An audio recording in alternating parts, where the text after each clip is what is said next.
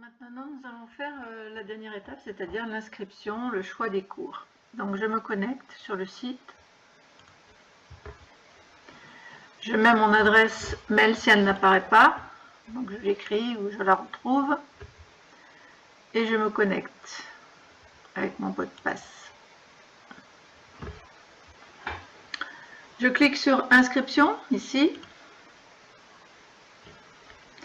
Voilà quelques informations. Donc vous allez pouvoir payer en une fois ou en 10 mensualités avec votre carte bancaire ou par chèque. Exceptionnellement, on peut accepter les chèques, mais vraiment si vous le pouvez, payer par carte bleue pour soulager le travail des bénévoles.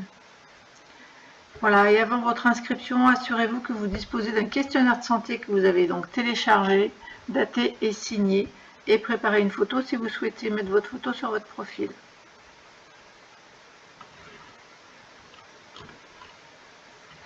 Vous cliquez ensuite sur un cours si c'est votre choix ou plusieurs cours. Donc là, on va faire un essai sur plusieurs cours. C'est exactement la même démarche pour l'un et pour l'autre. Ici, on lit donc toutes les informations qui sont notées. Apparaît ici de nouveau les documents téléchargeables si vous avez oublié de le faire.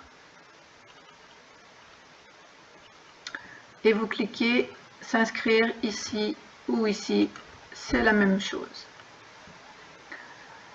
Apparaît donc mon nom, mon prénom, et je vais choisir donc ma cotisation adulte, par exemple, et puis mes cours, exemple circuit training, yoga.